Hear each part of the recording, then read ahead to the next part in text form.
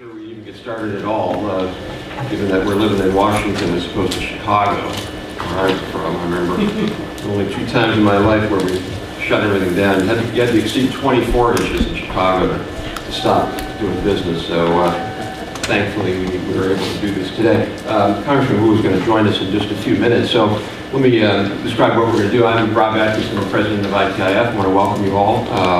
We will start with a presentation by Dr. Erica Fuchs, and then depending on the congressman's schedule, he'll make a few remarks as well, and then Tom Arison, and then I'll just make a few wrap-up remarks. We'll have plenty of time for questions, and we will adjourn at 11 o'clock precisely. So let me start by introducing Erica Fuchs.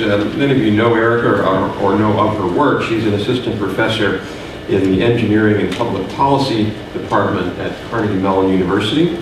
And her research focuses on the role of government in technology development and the effects of location on competitiveness of new technologies.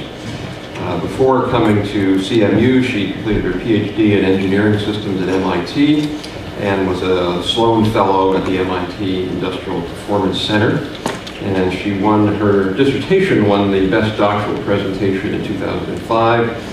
And she won the Best Technology and Policy Master's Thesis in 2003. And in the 5th grade, she... this is too hard to keep up with. She also was a fellow at the United Nations in Beijing, and her work has been published in journals such as High Temperature Materials and Processes, Composite Science and Technology, Journal of Lightweight Technology, Issues in Science and Technology. So Erica is actually one of those people who we really want to have involved in this debate because she is an actual engineer, unlike me, who pretends to know something. Erica is actually an engineer, but also does this nice Venn diagram overlap with technology policy. So it's really a unique set of skills. And so, next to Erica is Tom Arison, and Tom is the Senior Staff Officer in the Policy and Global Affairs Division of the National Academies. He joined the National Academies in 1990 and has directed a range of studies on international science and technology relations, innovation, IT, higher ed, and strengthening the U.S. research enterprise. And most relevant for today's discussion, he was the lead project director on a recent National Academy of Engineering study called the Offshoring of Engineering. And welcome, Congressman Wu. And we're joined now by Congressman David Wu, who, again, probably doesn't need an introduction, but I will do one. Congressman Wu is a Democrat from Oregon. He's in his 6th term now. He is serves on the Education and Labor Committee, and he is also chair of the Science and Technology Subcommittee on Technology and Innovation, obviously in the Science Committee. He has a bachelor's degree from Stanford, attended Harvard Medical School, and received a law degree from Yale in 1982. And I think his paper in the 6th grade was the award-winning paper. On salmon. That was it. Salmon migration in the Pacific Northwest.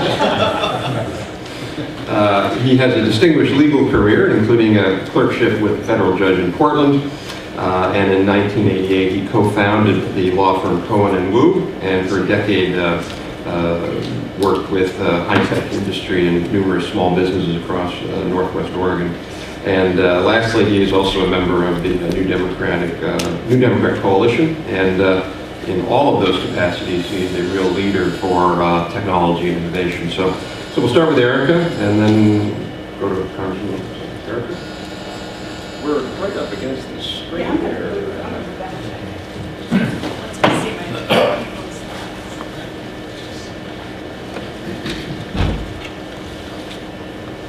So before I get started, I did want to briefly give thanks to Julia Lane. I don't know if she's here at the moment.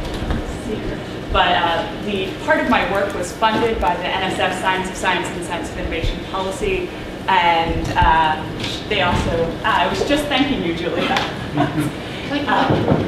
And they've been critical to starting out my career, actually. Hey, Erin, would you mind using the mic? No, It picks it up when we take this. Oh, the gentleman there, I think we may have, because we have the projector there. Oh. We may end up. My slides.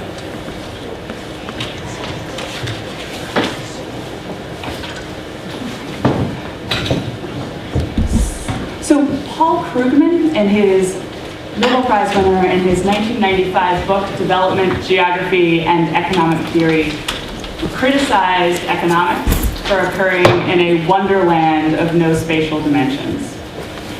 I personally believe that the same is true, and I hope I'll convince you with my slides today, that the same is true for our management of technology, our national innovation policies regarding technology, and even our engineers, that they don't understand the importance of location. Now, what my results are going to show you is that when you move manufacturing overseas, the overseas production economics switch the most competitive technologies. And for a matter of fact, they reinforce the economic viability of the old technologies and reduce incentives for pushing forward innovation. Okay. So, I may need to move away from, we'll see if I can do it from here. Today, only 28% of manufacturing added occurs within the United States, and that number is continuing to decline as the percent in industrializing nations, like in Southeast Asia, grows. Now, traditionally, our literature has told us that firms are going to first produce in what's sort of the north, the industrialized nations, close to the locus of innovation, and then only over time move to developing nations. This was a theory by Vernon in the 1960s, and throughout the 80s, we saw broad empirical support for that idea. But today, we no longer see that being supported. For a matter of fact, more and more firms are being what we call born global. So from their very instantiation, they are located with some portion of their productive activities overseas. So as a consequence, today's firms who are offshore vary in their size, their age, their technology, and the very reasons that they are offshore. Now, the literature that has emerged trying to understand this offshoring of productive activity primarily has been focused on firms moving to meet demand in international markets. So we're moving to China in order to understand what the Chinese market might be demanding, and yet only 15% of firms are actually driven by market access in their moves overseas, according to a recent study. Whereas at the same time, 91% of firms report moving overseas in order to reduce costs. So if we think about this movement overseas, free trade literature would suggest to us that this is going to, we're going to benefit from the gains from trade. This would be traditional economic arguments, and that's going to lead to greater global efficiency, and then we start to debate over who wins and who loses due to that greater efficiency. For example, Samuelson had been saying that, well, you know, towards in 2004, well, free trade might not always advantage the U.S. economy. For a matter of fact, now, as labor overseas is cheaper than that in the U.S., real wages in the United States may fall. And then his student says, no, the gains are going to be more than enough to compensate the losers. In the short term, developing countries' skills aren't going to be able to compete with the skills that we have in the United States. And by the time their skills improve, the U.S. is going to be further ahead, right? And that's Bhagwati arguing back, and then people start arguing back and forth about, well, how many engineering grads do we have in the United States versus in India, and does everyone really win? So if we look back to the arguments of the 1980s, we found that there was net job growth, not disappearance. We don't know how that will pan out today, and actually what one of the biggest problems was who lost their jobs. So it was that the middle wage and low-end manufacturing jobs was what was being lost. But in all of these arguments, the underlying theme is that the key for the United States to stay ahead is innovation. That basically, we're going to be farther and farther. We're going to keep innovating. That's Bhagwati's argument, and therefore we're going to be willing to pay more for our workers. And for a matter of fact, that innovation leads to economic growth. So as an engineer, when I started looking at this problem, the question I said, well, wait a second. If I think about what I learned in engineering and all the variables that come into how you choose technologies and choose designs, shouldn't manufacturing offshore change the relative competitiveness of technologies and thereby the technology trajectory of the firm and the industry itself? And so I said, okay, well, manufacturing location is going to change all these manufacturing characteristics, not just wages, it changes yields, it changes downtime, it changes material quality, and according to the models I learned in school, that should change the most economic design and thereby the technology trajectory of the industry. And for those 15% of firms who are moving overseas for market reasons, well, that should only just add to this difference, the difference in where you locate and what's going to be the most competitive technology. So I looked at two cases, and I tend to work from the bottom up, so I'm in manufacturing facilities collecting data. The first was, but both of these cases are emerging technologies that had not yet been invested in fully. They were in their early stages of implementation. The one was the big three, through Freedom Car, had come to work with me on fiber reinforced composite unibodies for automobile bodies for vehicle lightweighting and energy savings. And then the other was that the computing and telecom industry had come to me to ask whether integrated optoelectronic components, and I'm going to talk about that in detail in a moment, were economically viable or not for the telecom firms themselves. So in both cases, these emerging technologies were at the moment that they were being studied perfect substitutes for each other on the market. So right then, people weren't willing to pay more for that energy savings lightweight vehicle body. People weren't willing to pay more for the added performance that was given by integrated optoelectronic components, but people believed that there were properties about these technologies that were associated with demand preferences in the long term. So for example, in the case of the composite unibody, as energy savings became more and more important over time, these technologies may gain a competitive advantage, and we'll talk about optoelectronics more in a moment. So in both of my cases, my firms were moving manufacturing overseas during my study, which gave me a chance to get data in the United States as well as over in China. In the automobile industry, they were moving overseas for market proximity. They wanted to be close to the Chinese market, and in the optoelectronics case, they were moving overseas to reduce costs. So I'm going to give you one brief insight into my methods, which again are going to be very different than an economist as an engineer. So what I do is I build large-scale CAD and production models. So I can link, if you look over here to the product description, I can take a product description in a CAD model, I can play with that product description, see what that means for my operations research facility from a manufacturing facility of high volumes. So that means as I change the geometry of my car door, how is that going to change the cycle times, and thereby how is that going to change the number of pieces of equipment on the line, and thereby once we start changing how we have to operate this manufacturing facility itself, how does that in turn change what the unit cost would be? And these models are used, I work closely with industry in order to determine how they should be making technology investments prior to putting out those large-scale investments. So what I do is, as I'm collecting data, I'm out there in the firms, working with engineers, working with production managers, getting details on their designs, the old and the new designs, details on their production process, the existing production process, as well as additional requirements, as well as differences then in each location for not only wages, but yields, downtimes, material quality, and so forth. In addition, I go through and I do interviews with most of the people in the firm, all the way from the shop floor up through executive level decision makers. So I thought it's always good to give you the bottom line early, and then you'll see if you want to stay for the rest of the talk. So if you look across both of my technologies, emerging technologies, what I find is that manufacturing offshore in developing East Asia shifts the relative economic position of the emerging design and the prevailing design. In particular, the emerging design is more cost competitive in the United States, but the old technology, the prevailing design, is more cost competitive in developing East Asia.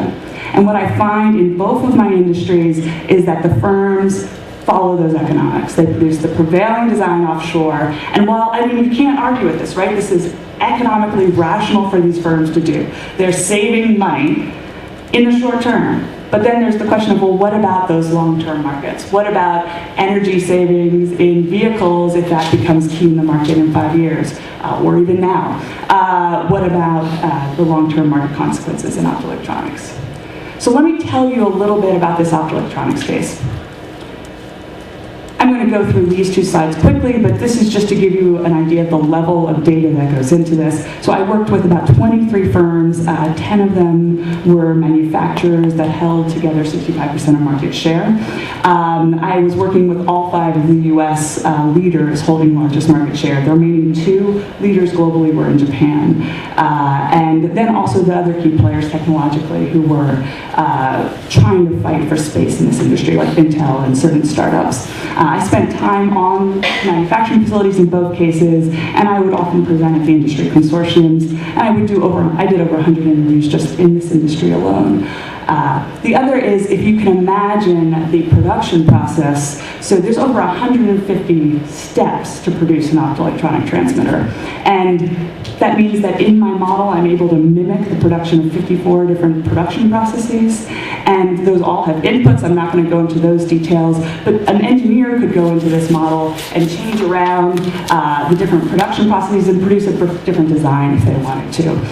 What's powerful about this particular technology is it really gives you the feasible production region for emerging technology. We validate that internally with the firms, so I make sure that if I take one of their products, I put it into my model, I get the same manufacturing facility they do for the same model. And we also tend to help them out in exchange for their data. So here's the case. I was looking at this thing called integration in optoelectronic transmitters. This is the idea that you can produce multiple functions on a single chip. So if we think about electronics, everyone knows about Moore's law. We're putting more and more transistors on a single chip. This is instead using light instead of electrons to send and receive information. And here we're putting more and more different functions on a single chip. And that's hard. This is not a mainstream industry. So originally, this innovation in integration was driven by the telecom market. So firms producing for the telecom market wanted to improve network performance, reduce size, and reduce cost. So if you look over here on the left-hand side, I've got my old technology. This is a discrete transmitter. So here's a laser that sends light. The modulator turns it into ones and zeros, and you find these throughout fiber optic cables underneath the ocean. You find these in fiber to the home. These are major players. They're considered the canary in the coal mine for the telecom industry. In contrast, in the integrated design, all that happens is that laser and modulator ends up fabricated using semiconductors techniques on a single chip. Now, this was being pushed along by telecom, this ability to fabricate more and more chip functions on a single chip. But in the long term, the computing industry, and part of the reason that they were funding this research was because they needed this technology to continue pushing forward Moore's law. So they had identified in the ITIF roadmap that by 2012, they thought they needed computer optical buses that would be between core and memory to communicate, as well as possibly core to core. So if you think of your new multi-core microprocessor, and they needed to be able to integrate 7 functions on a single chip. So if you look at it, the next step already in telecom, they were working on integrating the isolator onto this chip, and as you integrate more and more functions on a chip, this transmitter becomes smaller and smaller, and finally is able to fit on a computer chip itself. The problem was that in 2000, the telecom bubble burst, and by 2003, revenues in the telecom industry were 20% of what it was forecast. And so the industry driver went from these firms pushing forward the latest in integration, where Intel had already formed some alliances and some of the other computing industries to be able to hopefully buy up this technology in the long term, to something all this industry was worried about was surviving, so working on efficiency and cost. So at the time, this was when I started going into these firms, they had this huge pressure to drive down costs. And the engineers in the firms were saying, look, guys, just give us a moment. We've got this great new technology. It's called integration, and we're going to drive down costs. And the finance guys in the firms, who suddenly had a lot more say in what was going on, were saying, you know, engineers, that's really nice. You've got some nice new technologies, but I've got a way to get rid of those same material, package, and labor costs. I'm going to move overseas, and it's going to happen a lot faster than you guys sitting here on the lab floor or the shop floor. And so 7 of the 8 firms that I was studying at this point moved manufacturing overseas. So the first question that you might ask is, did these engineers have any idea what they were talking about? Was it really cheaper to produce the integrated design? And so this is a picture of, in the United States, so here's unit cost on the y-axis. Here's annual production volume on the x-axis. And so here, this red line is the old discrete technology. This green line is the new emerging technology. And so you can see that as a firm, that's average in the industry. If your core competencies were not so good in the new technology, you might have been better off producing the old technology. So here, if I only am able to get yields in my new technology of 2%, then I might be better off producing my old technology. But on the other hand, then these bands are the range that I was seeing across the industry and firms in terms of yield capabilities. If, on the other hand, I'm a firm producing the old technology, and I'm the best in the industry at producing the old technology, guys who are average at producing the new technology are going to basically, in the long term, beat my socks off. They have cheaper costs. The problem is this is just looking at a US production economic structure, right? So the next question you might want to ask is, did the finance guys have any idea what they were talking about? And for a matter of fact, they did. So here is that same red old technology produced in the United States. I've gotten rid of the bands so this plot doesn't look a little too confusing. Here's that new technology produced in the United States. Here's that old technology produced just about anywhere in developing East Asia. So you've got at the top here this $4.51, that's wages in Singapore. At the bottom you've got 57 cents, that's wages in Shenzhen in China. It doesn't make that much of a difference as long as you're down here and not up at $12 an hour, as well as now this has all of the other factors and differences in terms of materials yield, downtimes across the two production processes included. So the first question that you might ask me is, okay, well, this is very nice. Well, I'm going to toss one thing in here before I go forward, which is a lot of people talk about footloose manufacturing. The next thing that's going to happen is we're going to move from Shenzhen to Western China, and after that we're moving to Vietnam.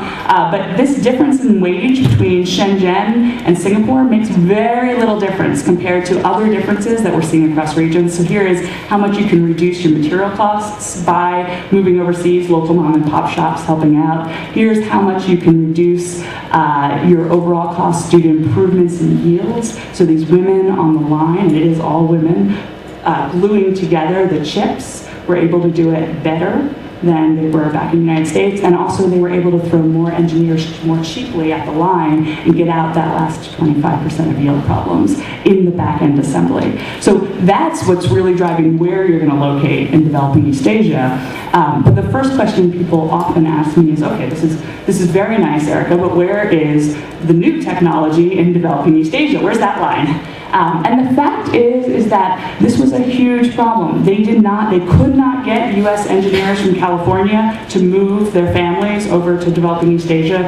This is a much greater problem than you would think. There's actually a leader of global operations who explained to me, he called it career suicide, where the guys would go over, it sounded great to move your family to Singapore was a great adventure, and within a few weeks or a few months, he would have to pull them aside and say, look, you really need to go back. Your wife's unhappy, your kids are unhappy, no one wants to be here, and even in these top cases, they just couldn't get people to move at all, as far as leading engineers. So they didn't have the skills in developing East Asia to produce the new technology. And you don't see those skills, and I can talk about that more, developing right now going forward. So there are no patents in this new technology in developing East Asia at this point in time. And also I've watched 2 graduates from universities move overseas, one to the University of Hong Kong and the other to the National University of Taiwan, and they're just starting out their labs. These are brand new PhD students, so they don't have enough people there yet to produce these new technologies. And the problem is these engineers, you can't get them off the production line. So even as I was interviewing them, every 15 minutes, they'd be getting a call from the shop floor where someone's saying to them, hey, we can't get a product out the door, but it's not working. And so we would suit up in our bunny suits, we'd go down to the production floor, and she'd be like, it's Mary. I think when she's on the line, something's different about how we're running temperature. Or they play with the oven. It's not a standardized industry yet. For a matter of fact, it's about where electronic semiconductors was 30 years ago, and very common similar yields across the two. So the other question you might ask me is, okay, well this sounds great. Okay, we can't do the new technology overseas, but what about we keep a plant with the new technology back in the United States and a plant with the old technology overseas? Then we can kind of invest in learning about the new technology for the long-term computing market, and we'll do the other one overseas to bring down our costs in the short term. And the point is that the market size in telecom is approximately equal to the minimum efficient plant size for these firms. So if you look back, here, actually I'll just do it this way. Here, basically, where we start reaching economies of scale, prices for these transmitters are about the same as where they reach economies of scales, and so is the global market size. It's only in the hundreds of thousands. So they can't afford to have multiple manufacturing facilities. They need to be at economies of scale, and they can afford one manufacturing facility globally. And that was the decisions these firms were facing. So the last question you might ask is, okay, this is all good, but how about producing the new technology better? We're going to ramp up the learning curve in the United States. Well, for a matter of fact, how this works is that 43% improvements in yield would be necessary for the new technology produced in the United States to beat out the old technology produced offshore. And actually in my paper you can see these dynamics just increase over time. So as local mom and pop shops emerge overseas, this becomes more and more difficult to achieve. Basically, the developing East Asia line just comes down farther and further. So this is not, 43% improvements in yield is not an easy thing to do.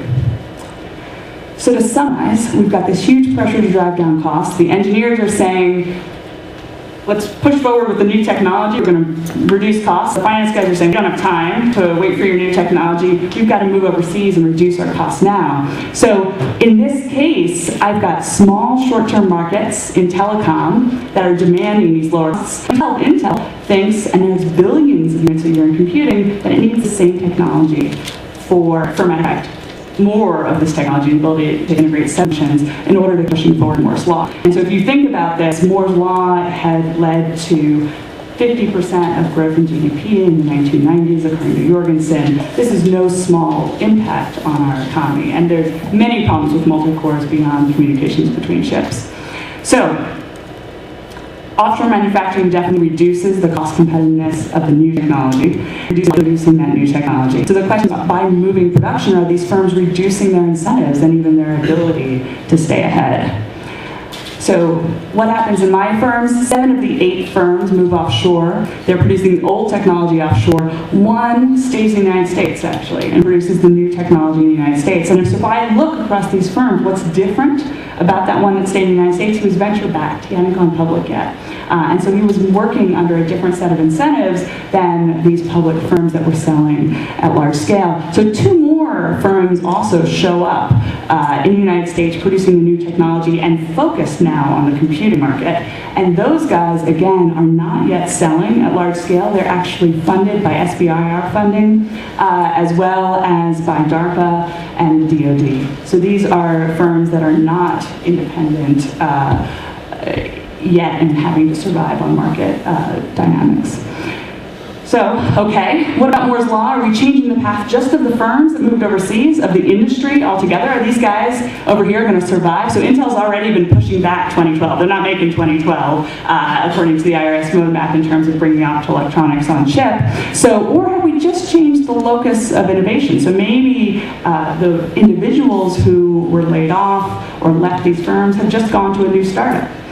Maybe they are pushing forward, and we've held on to that technology. And that's some of the work I'm actually looking at now, is trying to figure out what happened to these individuals who were doing the R&D. So to summarize, moving manufacturing overseas reverses the economics of the new versus old technology. The old technology, whereas it's more expensive in the United States, becomes cheaper than the new technology overseas, and the firms follow those economics. And while that makes sense in the short term, this may be overlooking long-term consequences for innovation. So I do want to finish off with talking about how I see my 2 cases as being different. So To me, there is no question looking at these two industries and in general at the dynamics of production economics overseas that manufacturing location matters for design competitiveness. It changes the boat, and firms don't get this. All of the firms I was working with didn't care where they were locating. For a matter of fact, they kept asking me, why are you spending all this time in China? And then when they saw the results, they thought, oh, this is important. But it's not something firms are taking into account in their decisions. So I think we need to teach our technology decision makers that location does matter for which technologies are developed and which technologies are economically viable. And then the question is, well, how should we think about, how should we be supporting firms to manufacture in the United States? And I think what we want to think about is how these cases are different. So the optoelectronics cases, these guys are very constrained. They can't separate manufacturing from R&D. They also have a small market, and they can only afford one manufacturing facility. So my question to you would be, is this typical of small high-tech firms? And if you look at the literature, this is particularly typical of small high-tech firms in process industries, so chemicals, semiconductors, pharmaceuticals in their early years. So what I would argue is that if you're in a case where you're really constrained, like the optoelectronics industry, manufacturing offshore is going to change your path of technology development, and you need to understand how that's going to affect our industries in the United States as a whole. But on the other hand, if you're like the automotive industry and you can afford multiple manufacturing facilities, then you could actually diversify your product development portfolio and leverage those differences in the different nations. So now, I promise this is the last slide. Here, in the early part of the 20th century, R&D was in corporate laboratories. And so our new system now in the United States, we've shifted R&D to venture-funded small and medium-sized enterprises. And the whole idea in the 80s and 90s was that these small firms are considerably more flexible and innovative. They're not held back by large corporate structures. And so the large firms should source their innovation to these smaller firms through technology alliances and acquisitions. The problem is now, unlike in the past, these small firms can produce the old technology cheaper offshore and don't have the incentives to push forward the new technology. Then where are our large firms in this system supposed to get their innovation? Thank you.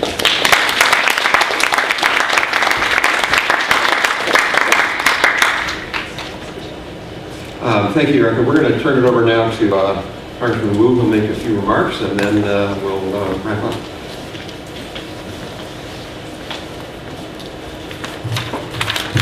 Well, the first time I saw Erica's presentation, I thought it was absolutely eye-opening. It's thorough work in one industry that may have very broad lessons for us, and it was very much of an aha moment. And it is important because you all remember, I was in Silicon Valley trying to get a start in technology law, and you all remember, and I certainly remember this, some important person in the Reagan administration famously said, potato chips, silicon chips, doesn't matter, as long as we make a margin, it doesn't matter. Can't remember who said that, but that's one of the most foolish things that I've ever heard, because, cash is cash, but that's hardly everything that we think about in public policy or in structuring a society. If you think about potato chips, you got an upstream, you got a potato farmer, maybe somebody who makes the equipment and somebody who supplies the oil to fry it in, and downstream you have a distributor and you have a supermarket or some kind of store on the corner to sell the chips, potato chips. And if you think about the infrastructure that it takes to make a silicon chip, a microprocessor, it's very, very different. And it has very different implications for the complexity of the economy, for the number of other jobs generated, and it has, in that particular case, national security implications. If our supply of potato chips were cut off by a sole source manufacturer overseas, it would be very, very different than if our microprocessors were cut off, or in the Taiwan case when they had an earthquake and a lot of their quartzware was broken. There was, thank God we had a lot of stuff in inventory, because otherwise it could have really disrupted our economy. What you make does matter, and it has implications for the rest of the economy, and it has implications for national security and competitiveness and everything else. I think that body of thoughts and Erica's work, which begins to demonstrate that at least for some industries and some technologies, where you make it also matters. That this is not a frictionless block sliding down a frictionless plane the way that you're taught early physics, mechanics. This is how your shoelace stays tied. Friction matters. Now, when you think about classical economics and the way that we think about classical economics in this town, that body of knowledge is 200 or 300 years old. Elected officials think in Adam Smith terms. And there may have been a whole lot more work since then, but we're not really very familiar with it. And I had a different aha moment when I was walking around some of the labs at Oregon State University, and I took my son to a football game, but I was trying to teach him something along the way, so we're puttering around these labs. And it's an interesting university because there's a lot of engineering there, and there's a lot of research there. And it struck me that in the physical sciences, you have physics and you have engineering. In this field, we have economics and what? We don't even have a word for it. I mean, the closest we come is we can say economics and business, right? I mean, what is applied economics? Would you trust a physicist to design and build an airliner? Probably not. However, the same person who consults on Wall Street or gets a Nobel Prize at Harvard does policy or applied economics here in Washington. Is that appropriate? Is that like putting a physicist in charge of designing the 787?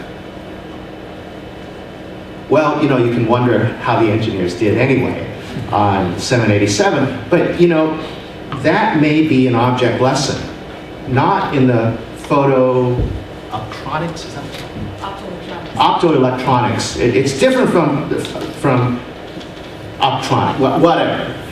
It's a different case, but again, how you structure the manufacturing chain for a very complex piece of machinery like the 787 has some implications for quality control, integration, and if Boeing had put all their facilities or their prime contractors, subcontractors in the United States, would the process have been different? Would the date of delivery have been different? Would the cost structure be different? I don't know. But somebody is trying to tell us that potato chips, silicon chips, doesn't matter. That manufacturing here and manufacturing there doesn't matter. And we begin to suspect that at least in certain discrete cases and in some very important cases, it does matter. So in essence, we have been studying frictionless blocks, sliding down frictionless planes, and guiding our policy accordingly.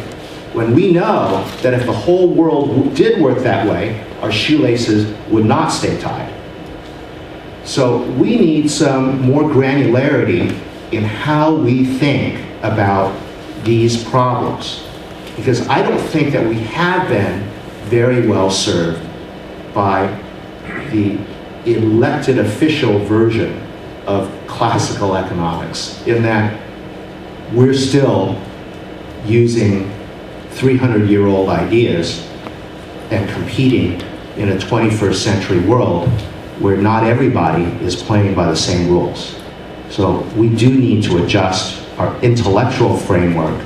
We need to start there, because in our form of government, an idea that has some traction gets implemented pretty quickly.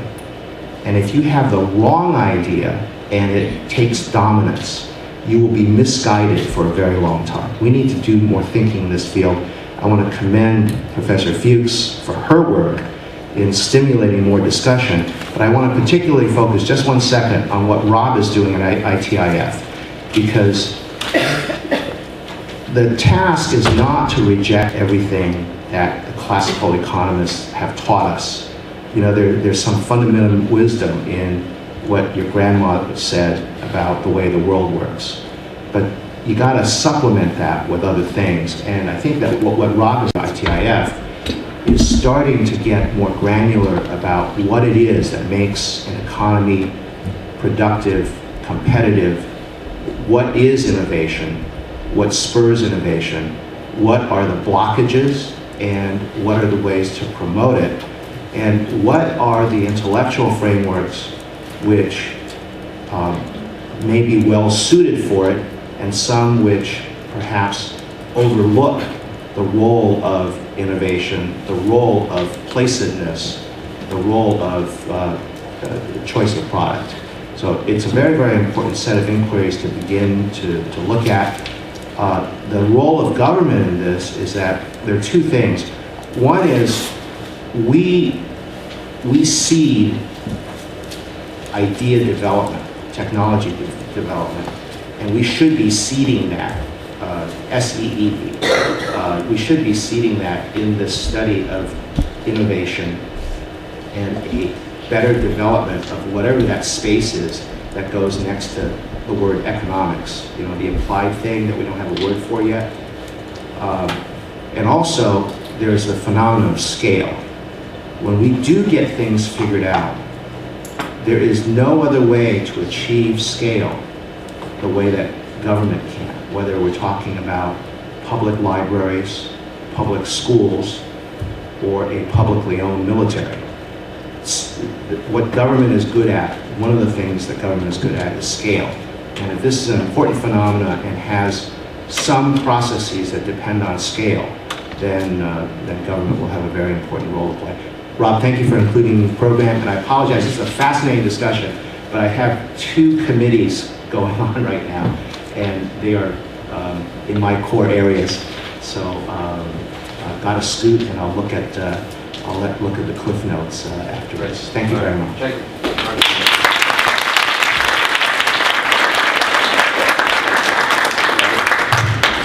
Thank you very much for those comments, and also there's some seats here. Feel free to just come on up. You don't need to stand the rest of the time. Before I turn over to Tom Harrison, I want to mention the economist who said that famous line was Michael Boskin, who is more on the physics side of the economics world than the applied side. And there's a really good reason, a good thing that potato chips don't have Moore's law, because if they did, we'd all be overweight and dying of heart attacks because they'd be free. So with that, Tom, do you want to add your comments and thoughts?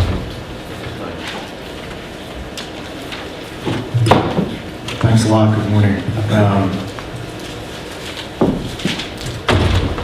I will just take a few minutes here as the respondent, and first echo Representative Wu on the commending Professor Fuchs on this important groundbreaking work, and also thank Rob Atkinson for inviting me, and commend ITIF on the range of programs and reports that you do on very important issues.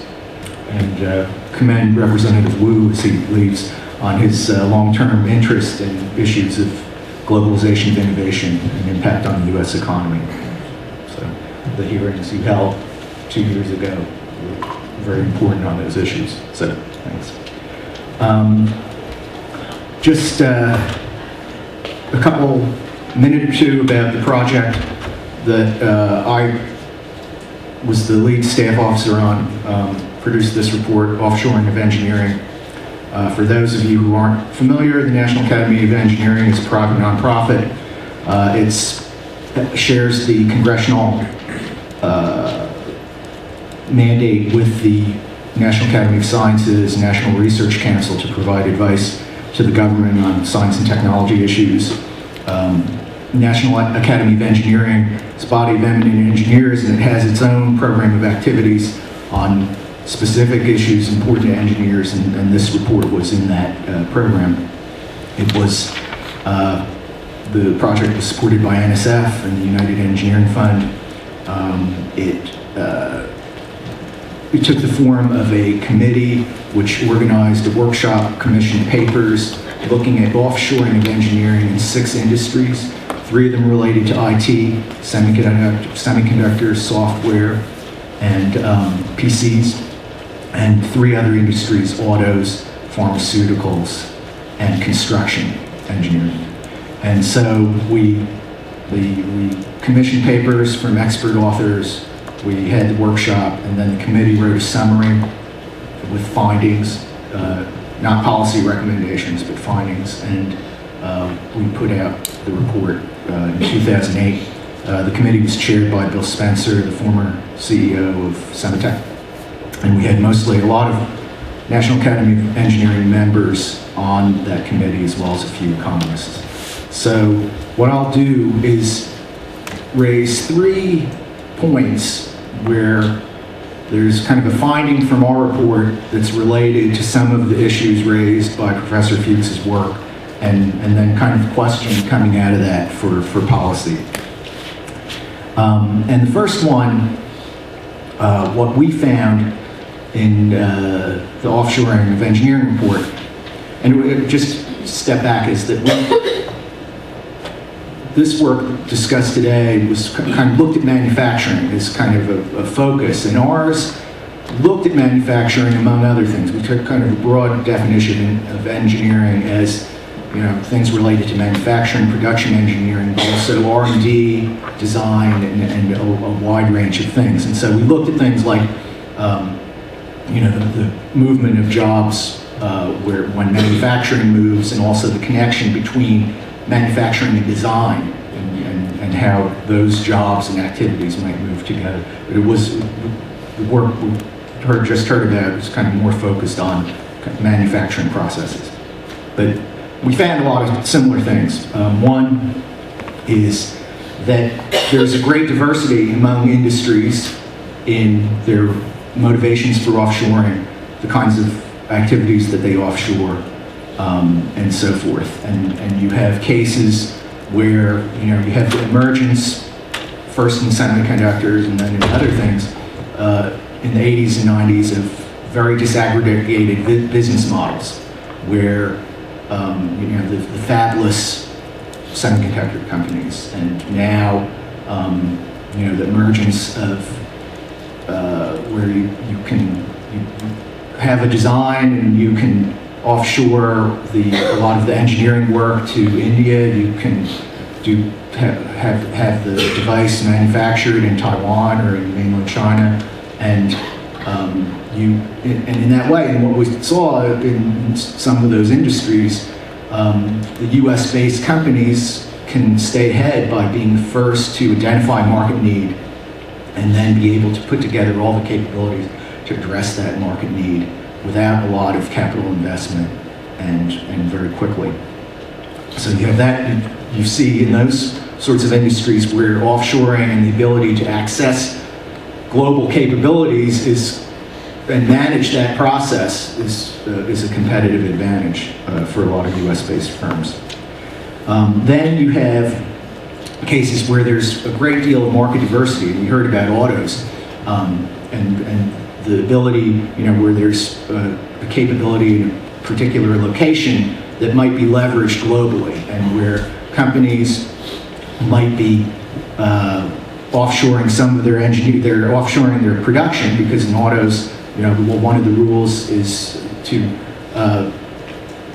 build where you sell, you know, and that kind of has held true historically in the auto industry, and increasingly the design and R&D elements are also go to where the vehicles are sold, and so where you have a situation where General Motors, for example, would have its small car center of excellence in South Korea, because that market, will drive innovation in designing, building small cars, and where companies outside the U.S., Nissan and Mercedes-Benz and so forth, Daimler-Benz, will locate their large truck design and manufacturing in the United States, because that's kind of a unique product niche that's driven by the market here. So you have those sorts of elements. And then you have cases where design will follow manufacturing. We're in the PC industry where fairly early on in the 90s, many of the main laptop companies don't do their manufacturing anymore. They kind of set the design standards. And then manufacturing is done by firms in Taiwan. Increasingly, the Taiwanese firms will do most of the design, and increasingly manufacturing and design is moving to China through the investments of those firms based in Taiwan. So I guess looking at this great diversity of innovation models that we have, and where, if we start with the kind of idea that we had Bell Labs and they produced a lot of great things, and now maybe we should reproduce that. In some cases that may be the model, but in other cases there may be other things such as work at universities, SBIRs, other sorts of programs and policy interventions to maintain U.S. capability to innovate in these different fields. If the goal is to provide the best environment for innovation in the U.S., to innovate and to capitalize on that innovation to create good jobs. And that brings the second thing, the importance of the macro environment. And Professor Fuchs mentioned the telecom bust, the boom and bust of the early 2000s is playing a big role in the decision making in these companies. And that, that we found that as well, where, if you're looking, what is the implication for jobs of offshoring? That's kind of a thing we get a lot. And what we found, and again, I'll get to data in a minute, but what we found is that the macroeconomy and the fortunes of the individual companies have a lot more to do in the short term with the loss and gain of jobs than kind of offshoring or globalization itself.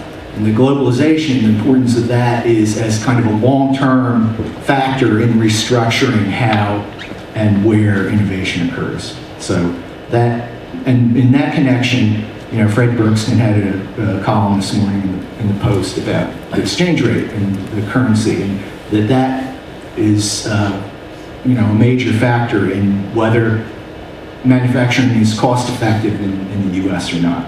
So the macro environment is very important. The last thing our report said, and a lot of reports say, is that we don't have enough data. We need to know more about, particularly services offshoring, innovation in services, which is the largest part of the economy now, and how does innovation occur in services, and how does trade occur in services, and we don't collect that at the government level, don't collect that data very much or very well. We don't have as many categories, and so and that we call for that in a lot of reports. One problem is that in the budget environment that we're in now, collecting more data may not be an activity that people, that the political environment will favor going forward.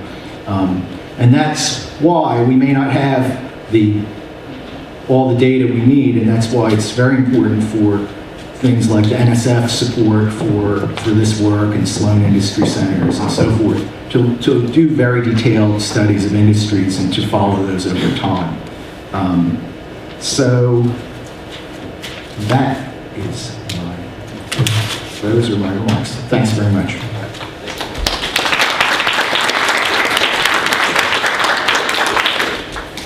All right, I'm going to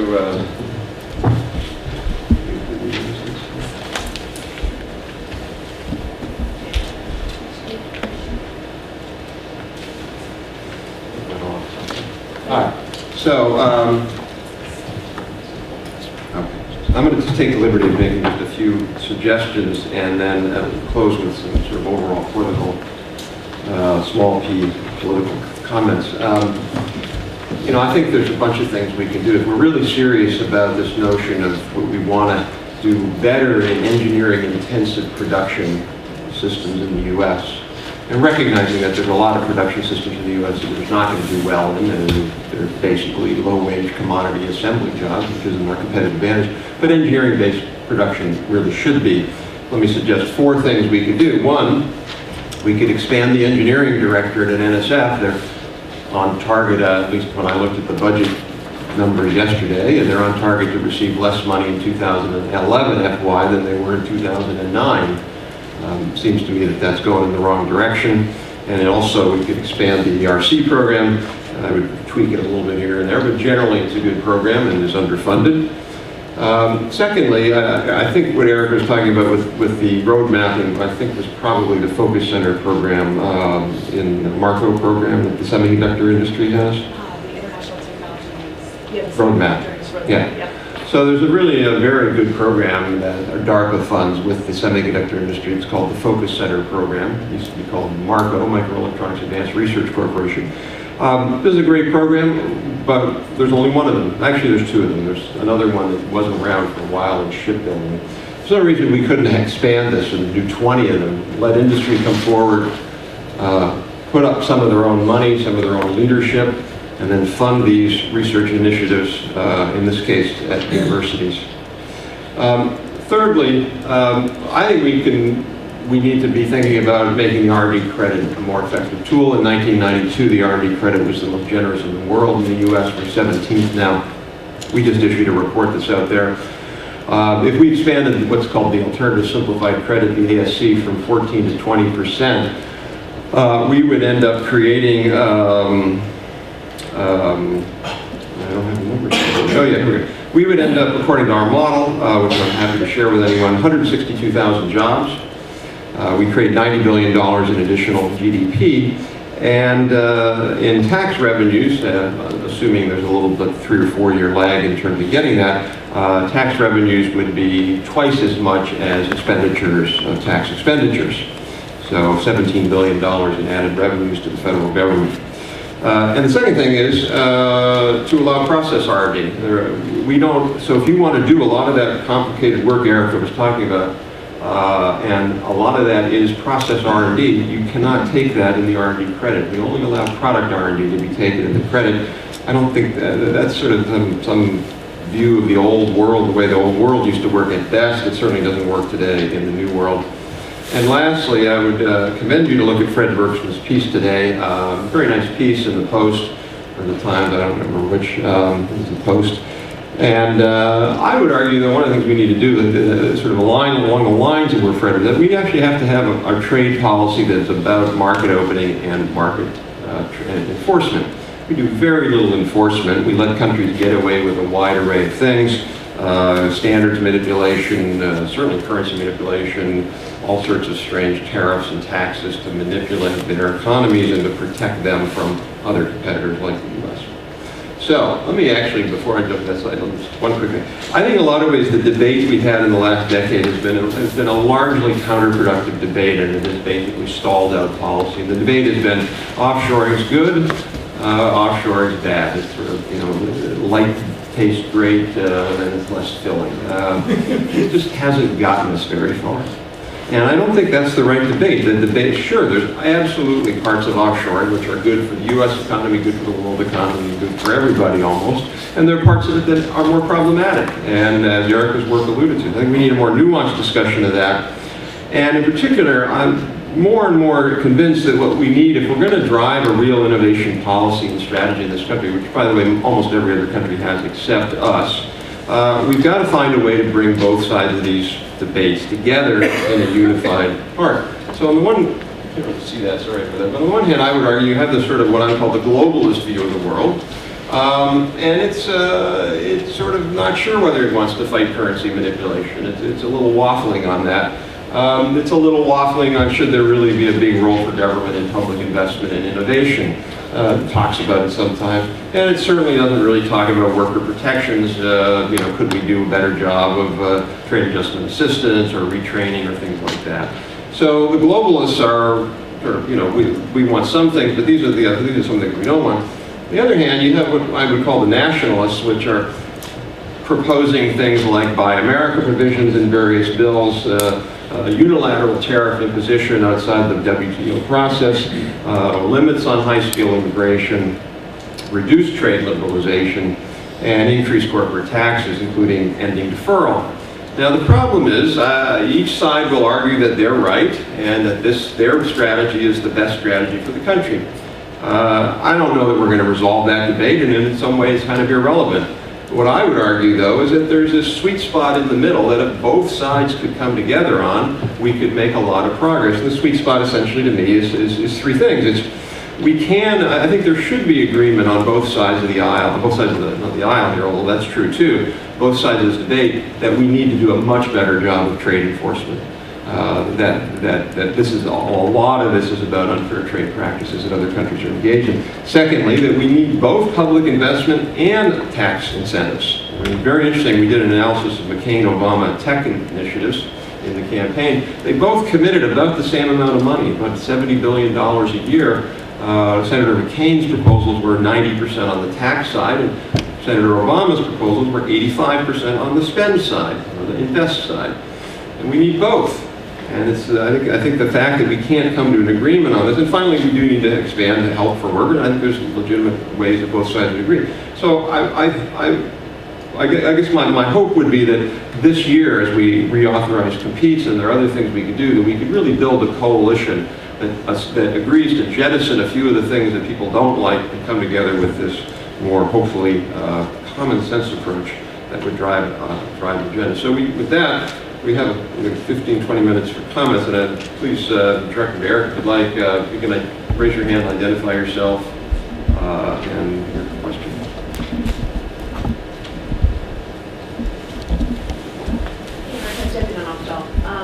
If our R&D, according to your last slide, is being spent in small and medium-sized firms, did you have any thoughts on what kinds of public policies we could do to direct towards those firms? Right. So I actually have a slide which says push. Good. I actually have a slide which has three policies that I would think of. The one is, I think, some form of SBIR funding, which would support holding over these firms until the other markets kick in. So in the case of the electronics industry, there's applications not only in computing, but also in solar and biotech and military applications. And so these markets are uncertain. It's hard for a small firm to survive until those markets arrive, but they may be cost effective and probably would once those types of profits and revenues would kick in. So I think some amount of small business funding, and that's exactly what you see, is that the firms that did stay here and are targeting those long-term markets are funded by DARPA, DoD, SBIRs. The second, actually, I concur very much with Rob, not on the small business side, but I think the dynamics in these models, you definitely see the same dynamic happening in Singapore, but China is a little bit more ahead, so the valuation of China's currency, I don't think changes these dynamics, but it might lessen them, might give U.S. firms a bit more chance to have that new technology in the U.S. compete. And that's a dynamic we want overall. And the third is, I think, education of our technology decision makers, that this is going on, which people who I worked with both in the automotive and the semiconductor photonic industries, just semiconductor industry altogether, even big computing firms just had no idea that these dynamics would play out the way they did. Ida Coleman from the Science Committee. Everybody's focused on jobs, but your model basically indicates that when the technology becomes accepted, the mass jobs will not be here. That all you get are these small numbers of jobs when the technology is developing. But when it's accepted, it goes overseas. So where do the jobs come from? Yeah, so I'm going to be a little careful here. I am not personally clear on the link.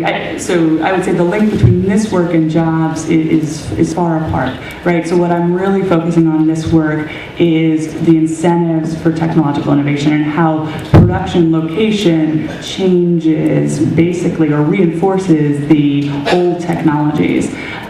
So whether or not, I think in this particular model, the idea that if these firms stay in the United States and manufacture in the United States, the photonics semiconductor industry, I don't actually have an answer for would they eventually go overseas or would they eventually not go overseas. I think I couldn't tell you that. So whether or not there would only be jobs in the short term or also in the long term, and how much, are those jobs the manufacturing jobs or are those jobs the R&D jobs? That's outside, I would say, the realm of this work. I think what's inside the realm of this work is that we do know that innovation and technological advancement leads to economic growth, and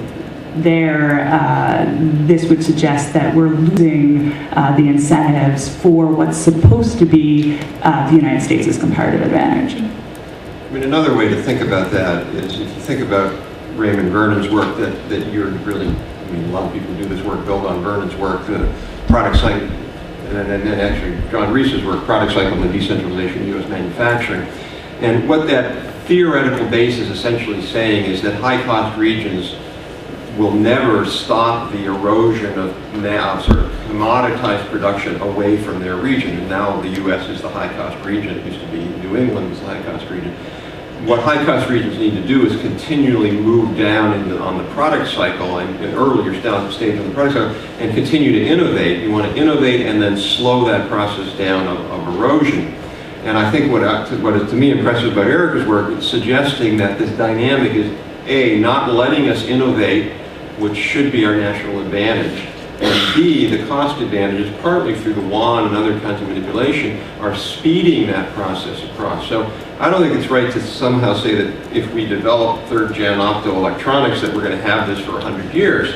That's not really the right question. The question is, are we going to have it for 10 or 20 years? And then as we develop fourth gen, which who knows what that's going to be, we'll get those jobs. And then as on-chip integration becomes commoditized, then the Chinese get those jobs. I think it's more of a dynamic process, but the problem is the dynamics are not working in our favor the way they used to, and partly because of policy failures. We go here, Nancy.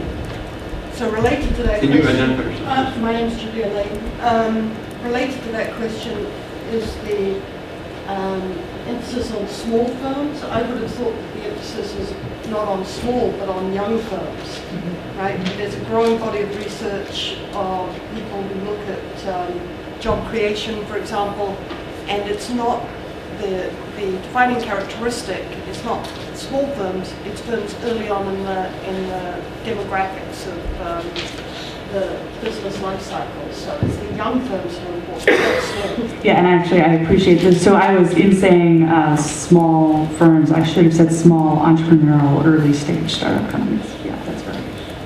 Nancy? Nancy Johnson. I think it's really, really important to include process innovation in the R&D tax credit, because I used to do what you've been doing for plans about, and the innovative character of American manufacturing, small manufacturers, is not. I've seen companies completely reinvent themselves. So it's not necessarily whether you're small or large, it's whether you're sort of progressive of mind and flexible. And I've seen both small and large companies go under because of the fast the pace of change, or the pace of customer change, or market change. So I'm much more interested in that. And the other thing is, for a while we used to do development grants. So for a while we got translation grants in Connecticut because we got the technology one, but we couldn't ramp it up big enough so it was cheap. And then they cut those out. I think this issue of scale is key, and we lose a lot of the value of our innovation by not assisting companies in ramping up to volume that will affect price. So by the time they get to volume, they're gone. or they get to volume by manufacturing abroad. So I think a lot of our manufacturing, if you just look at the percent of the economy that manufacturing still produces and the size of the employment base that supports that percent of GDP, it's astounding. So I think we just have to understand innovation better and adopt public policy. But nothing could be more important, I think, for the job growth than R&D, tax credit reform, and increase. And I think 1% is really too low. We need to do something dramatic to send that signal of understand innovation, because that's always been our unique superiority to other economies and other societies. So the issue of R&D and translation grants, I think, have made a big difference in what the outcome of our studies. So I thank you for your comments. I think that on the policy side, how we can overlay and carry over firms who are here in the United States who might have long-term markets. Your suggestion of ramping up that learning curve would be, for example, getting to above 43% so that we're cheaper than the old technology produced in the United States. I am not a policymaker. I tend to study the dynamics of the industry itself.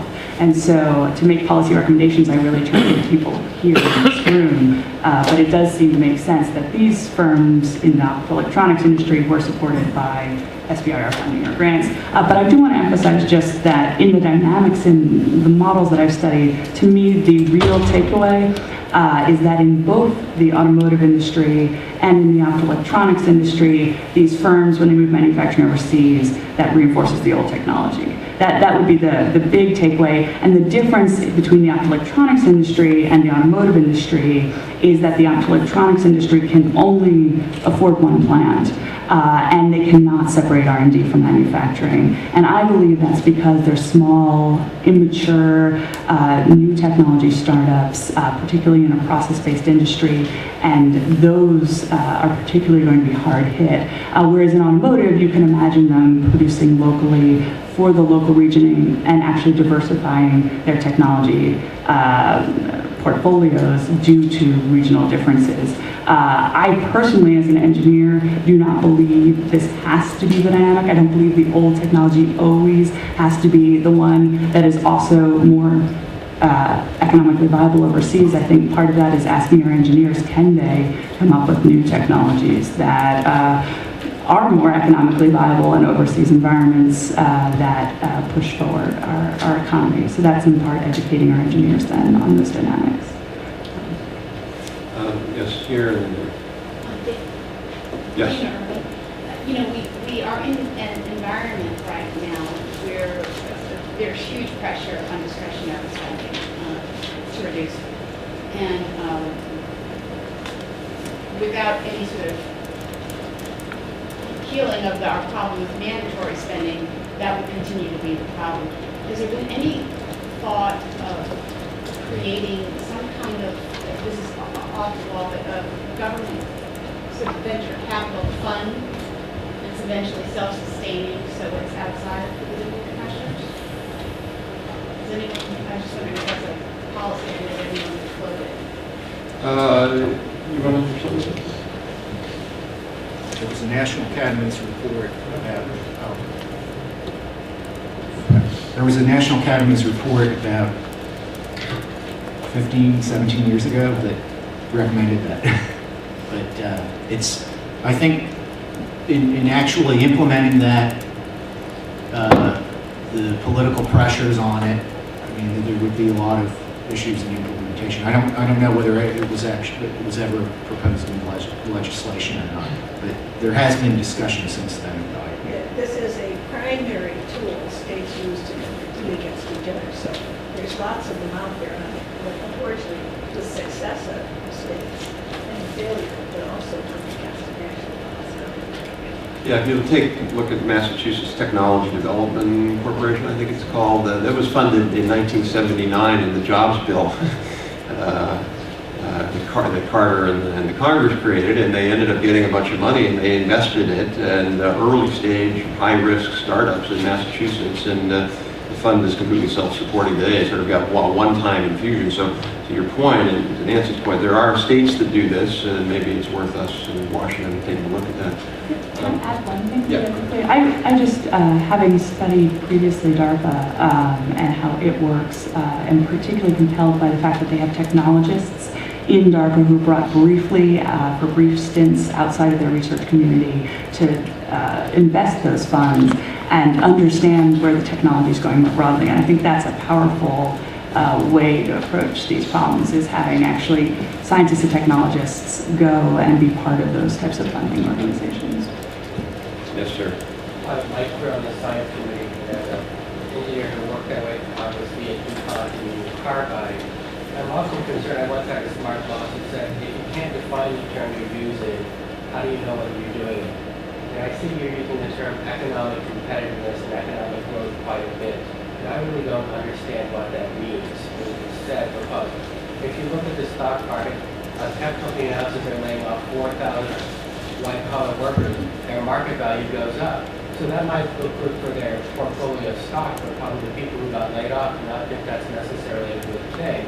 So since everyone's talking about jobs, could you please provide me a definition that our member can explain to their constituents in terms of understanding what you mean by economic growth? So I would, for these policies you're advocating, they need to know how that's going to translate to jobs here and how politicians. well, I should be careful first to caveat that in terms of policy application, that's definitely not my role. As an academic, these are some things I might consider, but I think that's really the role of people here in the audience and Rob's and other people here in DC to figure out. Just explain what you mean by Sure. Yeah, no, that's helpful. So for example, in terms of the optoelectronics industry and growth in GDP, so information technology, advances in Moore's law led to simultaneous advances in software as well as in hardware. And if we look at Dale Jorgensen at Harvard, he's spent most of his career trying to account for how that led it to growth in GDP in the United States. So he believes in the 1990s, based on his work, that half of the growth in GDP can be traced back alone to these advances in microprocessors and the corollary advances in software and hardware that had to match those. So I would say growth in GDP. Again, I'm speaking to technology change. Also, Solo talks about technology change leading to more than 80% of economic growth in the United States. Yeah, Mike, I define it just what we're trying to get here with competitiveness policy or an innovation policy. We want more rapid productivity growth and more rapid introduction of new processes, products, and business models. That's essentially what we want. Whether you can explain that to a voter, it's luckily not my job. I don't have to do that. And that's a different question, whether voters can understand that, what that means, and how you get there. But I think ultimately, from a policy perspective, that's what we want to do. We want to raise productivity. Productivity can be raised either through across the board or through shifting in terms of the value-added mix in your industries. And one of the reasons we care about these kinds of industries is they tend to have high value-added per worker. And so you want more of them than you do low value-added per worker industries.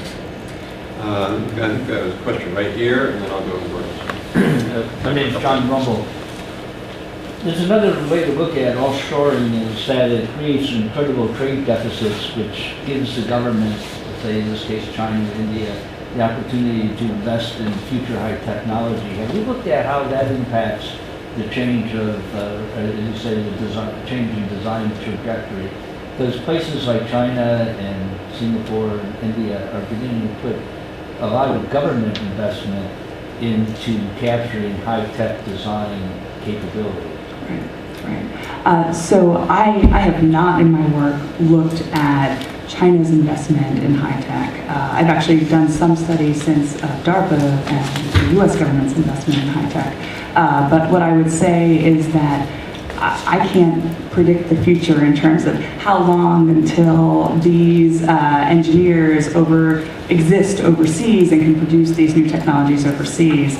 That does then lead to, if China could, in my model, if they could produce the new technology with yields of 18% on the front end, which in the US we currently have yields of 30.5% in the front end. So they would need to have much lower yields for that new technology to be able to compete and be cheaper than the old technology. So their capabilities would not need to be as great in order to be able to begin competing in the new technology. What they're lacking right now is actually the knowledge workers who can do that. And what is far off in that particular case, even though the Chinese government has been investing in optoelectronics quite heavily.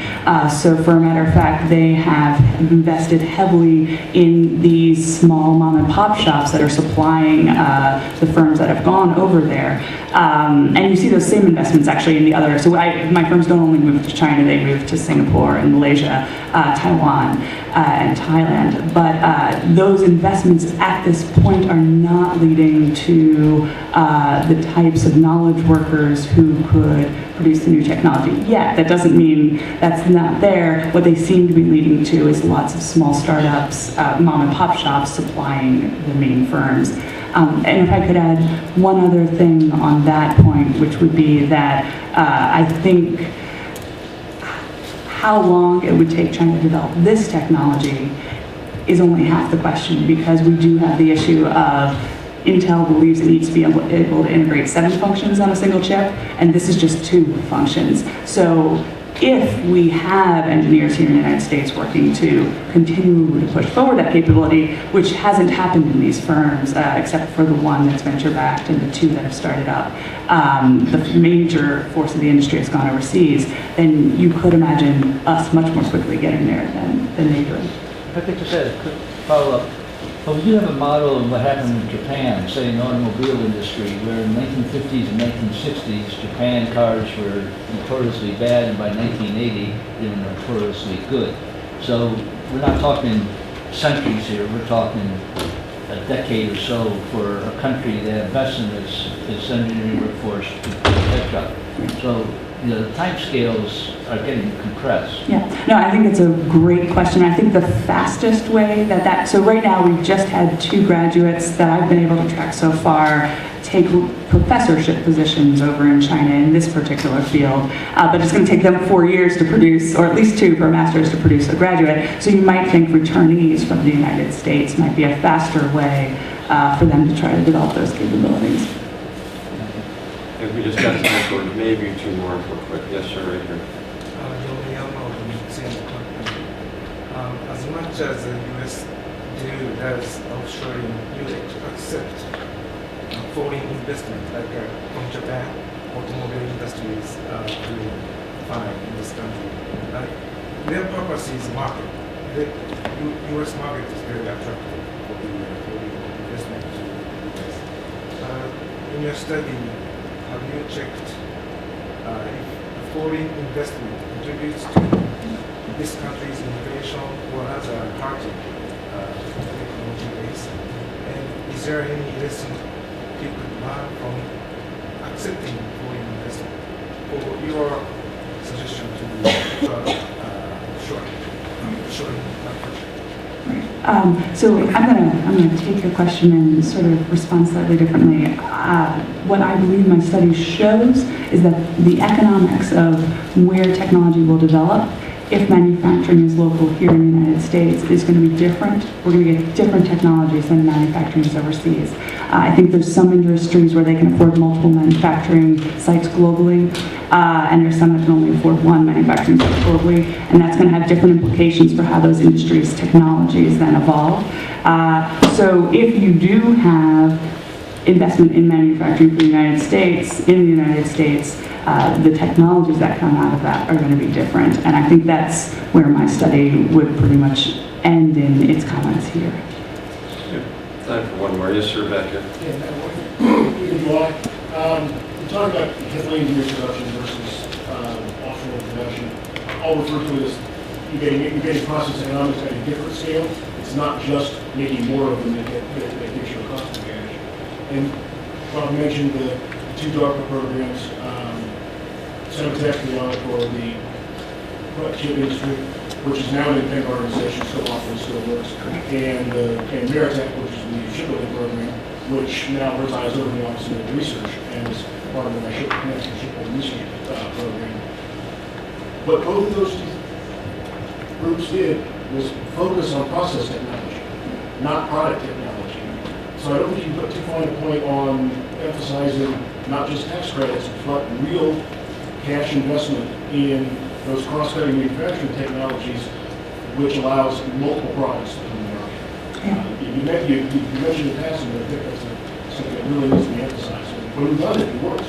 Yeah, and I would actually, if you look, so to underscore your point, if you look at this industry, they are in a stage right now where they don't have CAD models, they can't get their engineers online. So this is where the semiconductor industry was 30 years ago, and this was Sematech did invest in helping develop computer-aided design capabilities in the industry, helping develop manufacturing process capabilities in the industry, and that did at least lead to much, well, there was much change then after that in the U.S.'s capabilities in manufacturing. It's somewhat disputed, the causality among some academics. It seems logical that we're going to come up with a whole new suite of products that are better than anything else is designing. Yes. The chances of them being able to build it straight out of the box is pretty slim. Absolutely, and for a matter of fact, there is a lot of talk in the industry if we couldn't get a foundry, if the industry couldn't get a, the problem is A, they don't have the computer design capabilities to get the engineers to be able to design in a computer program and send it off to the foundry yet, and they don't have sort of the collaboration necessary right now in the industry to create those types of foundries. You do need some sort of body organization to coordinate within, and those bodies are rather fractured in the industry at this time. Yeah, that's a great point. Great. I know there's several other questions. I think Eric is going to be here for a few minutes. If you have, you want to ask Dora or Tom questions individually, please feel free to do that. This was a great presentation, and Tom, very helpful remarks. So please join me in thanking it.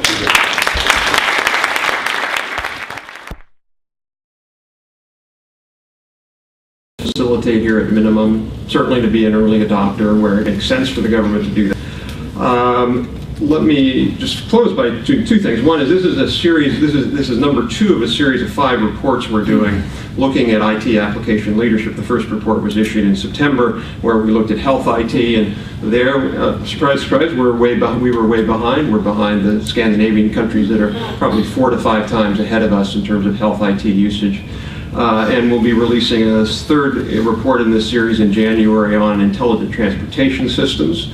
Looking at what countries are leaders there, why this is important technology, what government can do it, and then a report after that on authentication and ID, interesting developments there, and then finally e-government. So with that, thank you for attending, and please join me in welcoming and thanking our guests.